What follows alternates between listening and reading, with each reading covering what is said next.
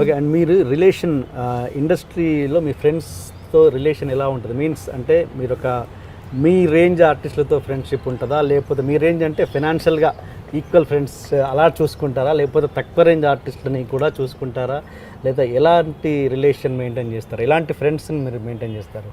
బేసిక్గా life style ఒకేలాగా ఉండే ఫ్రెండ్సా, లేకపోతే ఫైనాన్షియల్ స్టేటస్ ఒకేలా ఉండే ఫ్రెండ్సా, లేదా టాలెంట్ పరంగా ఒకేలా ఉండే ఫ్రెండ్సా? ఎవరిని చూస్ చేసుకుంటారు? అంటే నేను అందరితోని మాట్లాడేస్తాను సార్, నాకు తెలియని వాళ్ళని కూడా పలకరించేస్తాను. సో అలా ఉంటుంది. నాకు కింద వాళ్ళతో ఇంకెక్కువ మాట్లాడతా. జూనియర్ ఆర్టిస్ట్తో కూడా మీరు క్లోజ్గా ఉంటారు? చాలా క్లోజ్గా ఉంటాను. దాన్ని నడుమే కొడతాను, ఇలా చేసుకుని దాన్ని ఇలా తీసుకెళ్తాను. వాళ్ళందరూ నేను వెళ్ళగానే వాళ్ళందరూ వచ్చేస్తారు. నాకు జూనియర్ ఆర్టిస్ట్ సప్లరు, నేను చెన్నై వెళ్ళిన కొత్తలో పాపం ఆయన స్కూట్ మీద తీసుకెళ్ళి కంపెనీ ఆర్టిస్ట్గా నన్ను ఇంట్రడక్షన్ చేశారండి. అక్కడ యాక్ట్ చేసే జూనియర్ ఆర్టిస్టులు అందరూ నన్ను ప్రాణానికి ప్రాణంగా చూసుకునేవాళ్ళు. వాళ్ళు తినటం మానేసి నాకు తీసుకొచ్చి, అంటే నేను 14-13 ఇయర్స్లో ఇండస్ట్రీకి వెళ్ళిపోయాను సార్, చిన్నదాన్ని కదా. సో నేను వాళ్ళ దగ్గర పరిగెత్తుకుని వెళ్ళిపోయేవాళ్ళం, వాళ్ళ మానవాళ్ళు కదా అని చెప్పి. ఇంటి పక్కన సప్లరే ఉన్నాడు అంటే ఆయన కలవడానికి కొంతమంది జూనియర్ ఆర్టిస్టులు వస్తూ ఉంటారు, పొద్దున్నే ప్రోగ్రామ్ చెప్తూ ఉంటారు, వెళ్తూ ఉంటారు, ఇంటి ముందే ఆడుకుంటూ ఉంటాం కదా. సో వాళ్ళందరూ నాకు తెలుసు కదా. నేను షూటింగ్ వెళ్ళి అంటే ఇలా వచ్చారు అని వెళ్ళిపోయేదాన్ని.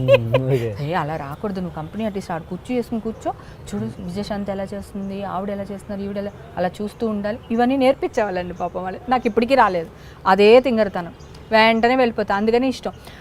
మొన్న ఒక హిందీ సినిమా చేస్తున్నాండి ప్రభుదేవాతో. ఆయన ఎవరైతే నన్ను పరిచయం చేశారో ఆవిడ చాలా సంవత్సరాలు, అంటే హైదరాబాద్ వచ్చిన తర్వాత ఇంకా ఆవిడ నెంబర్లు అన్నీ పోయినాయి. ఆయన చనిపోయారంటే ఇల్లు ఖాళీ చేశారు. నేను 2-3 సార్లు వాళ్ళ ఇంటికి వెళ్ళా, వాళ్ళు లేరు అక్కడ.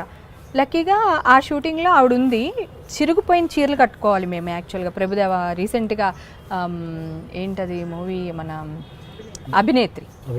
అభినేత్రి మూవీ అనమాట అండి. సో దాంట్లో ఒక ముసలావిని చూపించి, నాకు ఇట్లా కావాలమ్మా చీర, ఇంత చిరిగిపోయి అసలు ప్రాణం ఉండకూడదు చీరలోని, ఇది చాలా రిచ్గా ఉంది, నాకు వద్దు అన్నారు డైరెక్టర్ విజయ్ గారు. అవునా అని చెప్పేసి ఆవిడ చీర చూసాను. ఓకే సార్, అయితే మీ కాస్ట్యూమర్లు కొంచెం నేను ఆర్టిస్ట్ అని ఫీల్ అయ్యి మంచి మంచి చీరలు తెస్తున్నారు, నేను వెళ్ళి గుడంలో వెతుక్కుని తెచ్చుకుంటాను సార్ అని వెళ్ళిపోయాను. వెళ్ళిపోయి మళ్ళీ వచ్చిన తర్వాత అమ్మ ఈ జూనియర్ ఆర్టిస్టుల మధ్యలో కూర్చో అమ్మ అనేసి అన్నారు అనమాట. ఒక ఆవిడతో కూర్చున్నాను. కూర్చున్న తర్వాత ఆవిడ అరే అమ్మ మీరు ఫలానా కదా అంటే, అవునమ్మా అంటే, ఏమండి కుమారి అంటే ఏం చేస్తున్నారు, కుమారి అంటే ఎక్కడ ఉన్నారా అని అడిగితే, అదేంటి ఈవిడగా కుమారి అంటే అన్నారు. నేను తిరిగి చూస్తే ఆవిడ చీరనే చూశాను. అంటే డైరెక్టర్ నాకు చెప్పినప్పుడు నాకు ఆ చీర మీద ఉంది తప్ప ఆవిడ నేను ఫేస్ చూడలేదు. ఆవిడ కూడా ఎంత మర్యాదస్తులు, ఇంత నన్ను పెంచినప్పుడు పిల్ల ఏం చేస్తున్నావు, ఏమే కనపడలేదా, కళ్ళు రావా, ఏంటి పలకరించు అని అడిగేస్తారు ఎవరైనా. అయితే ఆవిడ ఒక్క మాట మాట్లాడలేదు సార్, అలాగే నుంచున్నారు. నేను చీర చూసేసాను, ఓకే ఇలాంటి చీర కావాలి, ఇలాంటి జాకెట్ కావాలి, ఓకే అంతే తప్ప నేను ఫేస్ చూడలే. వెళ్ళిపోయి గట్టిగా పట్టేసుకుని ఏడ్చేసాను అనమాట లొకేషన్లో. ఏడ్చి మళ్ళీ ఆవిడకి డబ్బులు చేతిలో పెట్టి చీర కొనుక్కో అని చెప్పి ఆవిడకి ఇచ్చాను. ఆ పక్కన ఉన్న జూనియర్, ఏమ్మా మీ ఆంటీకి ఇస్తావు మాకు ఇవ్వా అంటే మళ్ళీ ఆవిడకి తీసుకెళ్ళి ఇచ్చాను. చాలా హ్యాపీగా అనిపించింది ఆ రోజు. అందుకనే నాకు ఎస్పెషల్లీ జూనియర్ ఆర్టిస్టులు అంటే చాలా ఇష్టం. అందుకని అందరితో కలిసి తిరుగుతా. అమ్మాయిలతో అయితే బీభత్సం, వాళ్ళు రాగానే వచ్చేస్తాను నేను. అంటే నేను సెట్లోకి వెళ్ళగానే వాళ్ళందరూ వచ్చేస్తారు నా దగ్గరికి, వచ్చేసి బాగా పలకరిస్తారు. అది కాకుండా ఆడవాళ్ళతో ఎక్కువ ఫ్రెండ్షిప్ చేయను సార్ నేను. అదే మగవాళ్ళైనా రేంజ్ అంటున్నాను. నాకు రేంజ్లతో పని లేదు. నాకు నచ్చితే రిక్షా వాళ్ళతో కూడా తిరిగేస్తూ ఉంటాను. ఆకలేస్తే గుడిసెలోకి కూడా వెళ్ళి అన్నం పెట్టమ్మా అని చెప్పి అడిగి తినేస్తాను. ఆ క్యారెక్టర్ అండి. నాకు డబ్బున్న వాళ్ళు డబ్బు లేని వాళ్ళు ఆ తేడా ఉండదు. అందుకే ఇండస్ట్రీలో నన్ను ఇంకా మెచ్చుకుంటున్నారు. ఇంకా ఇంతమంది కొత్త డైరెక్టర్లు వచ్చినా, ఇంతమంది కొత్త క్యారెక్టర్ ఆర్టిస్టులు వచ్చినా కూడా ఇంకా నాకు వేషాలు ఇస్తున్నారు, వెళ్తున్నాను అంటే దట్ ఈస్ ద రీజన్. నేను చాలా డౌన్ టు ఎర్త్ పర్సన్. ఎవరికైనా ప్రాబ్లం అంటూ వస్తే అర్ధరాత్రి అయినా ఫోన్ చేయండిరా నేను వస్తాను అని చెప్పే క్యారెక్టర్. అది నా కో ఆర్టిస్టులు, నా క్యారెక్టర్ ఆర్టిస్టులకైనా ఓకే, చిన్న క్యారెక్టర్ ఆర్టిస్టులైనా ఓకే. అసలు చాలా ఫ్రెండ్లీగా ఉంటా. ఇండస్ట్రీలో బెస్ట్ ఫ్రెండ్స్ ఎవరు? ఫస్ట్ సురేఖవాణి అండి. ఇప్పుడు కంటిన్యూ అవుతున్నది అనితతో. అనిత ఎవరు? అనిత చలపతి బాబాయ్తో చాలా సినిమాల్లో వైఫ్గా చేసింది. తర్వాత మనసిస్తారాలో రవిబాబు డైరెక్షన్ చేశారు కదా, దాంట్లో మూడేసుకుని హీరోయిన్ చిత్రహింసలు పెడుతూ ఉంటుంది, లడ్డూలా ఉంటుంది, మంచి కలర్ గిల్లరు, హైట్, పర్సనాలిటీ బాగుంటుంది అనమాట.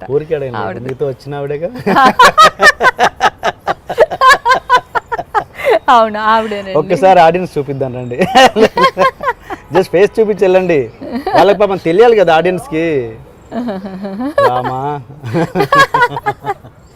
సరే ఓకే, అట్లా ఓకే. ఇంకేం అడుగుతున్నాను, ఓకే సురేఖ గారితో ఇప్పుడు ఎలా ఉంది రిలేషన్?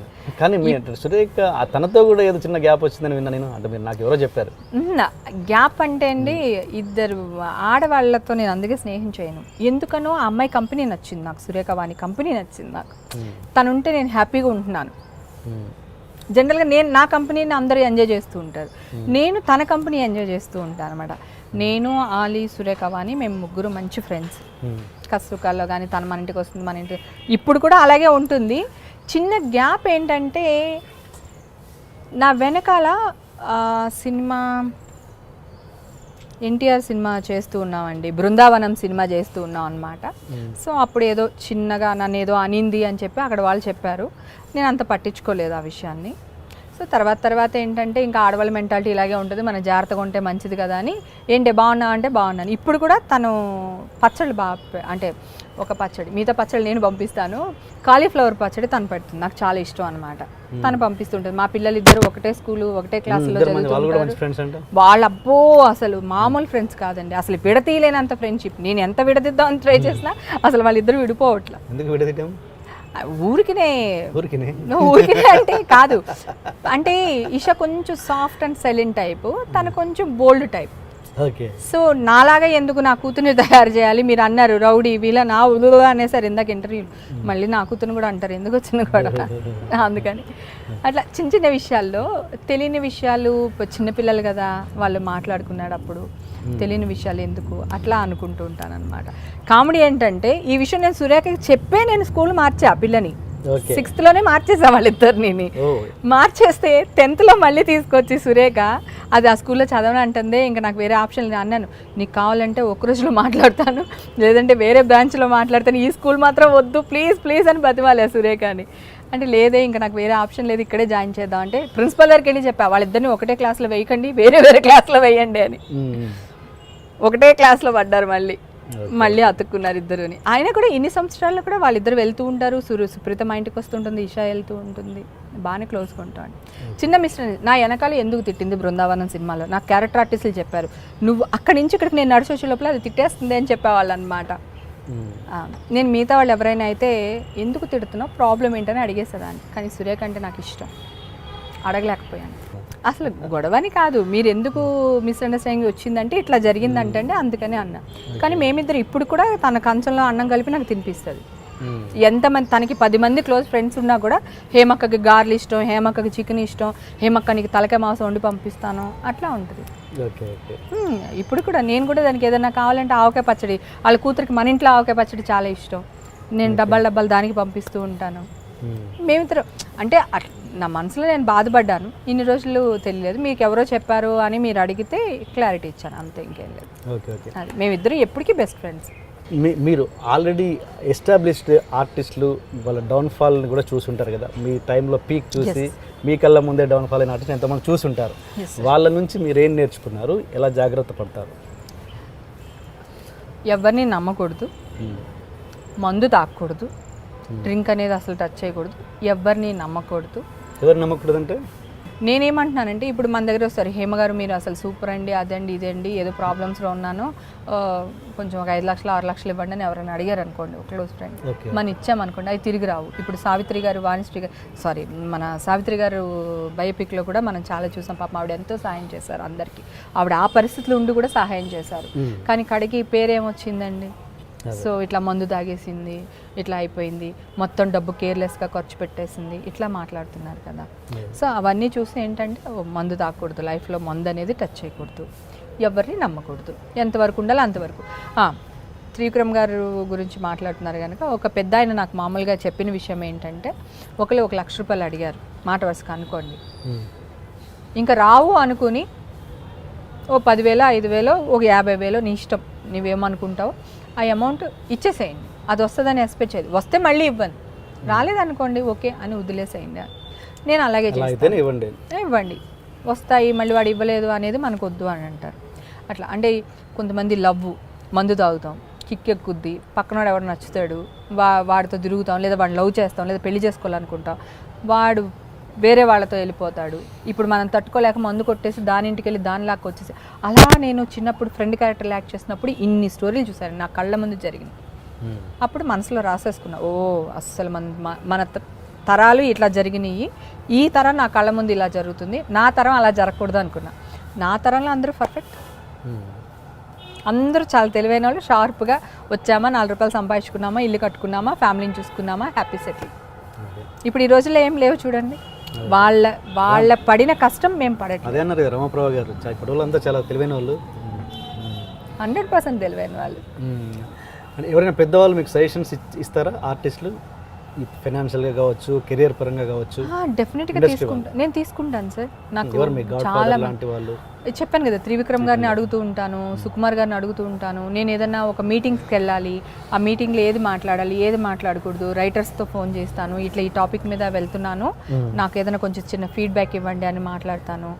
అట్లా అన్నీ అడుగుతానండి. ఫ్యామిలీలో మంచి విషయం, ఇది నేను ఇన్వెస్ట్ చేస్తున్నాను వద్దా, చైనా వద్దా, పని చైనా వద్దా, అట్లా ఆలోచిస్తూ ఉంటాను, అడుగుతూ ఉంటాను, వాళ్ళు సలహాలు ఇస్తూ ఉంటారు. చాలామంది ఉన్నారండి.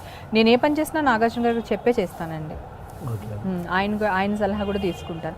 అంటే ఈ రోజు వరకు వద్దులే ఇది మనకెందుకు అని ఆయన అనలేదు. అంటే మరి నా థాట్స్ అంతా బాగానే అనిపించినాయేమో ఆయనకి, అట్లా ఆయన్ని అడుగుతాను. అట్లా నాకు ఇండస్ట్రీ అంతా నాదండి, నిజంగా నాది. అదే వేషం ఇస్తేనే డైరెక్టర్ మా వాళ్ళని కాదు కదా. సో ఇండస్ట్రీ మొత్తం నాది. రేపొద్దున నాకు ఏదన్నా అయ్యింది అనుకోండి, ప్రతి ఇంట్లోని కన్నీటి బొట్టు పెట్టుకుంటారు. నా ఇండస్ట్రీ కన్నీటి బొట్టు పెట్టుకుంటుంది, నా తెలుగు రాష్ట్రాలు 2 కన్నీటి బొట్లు పెట్టుకుంటాయి. నన్ను ఎవరు ఫోటోలకు పర్మిషన్ కూడా అడగరు. నేను ఉంగరాలు పెట్టుకోవడం చాలా రోజులు అయింది, మానేసి తెలుసండి. మళ్ళీ ఈ మధ్య కాలంలో పెడుతున్నా.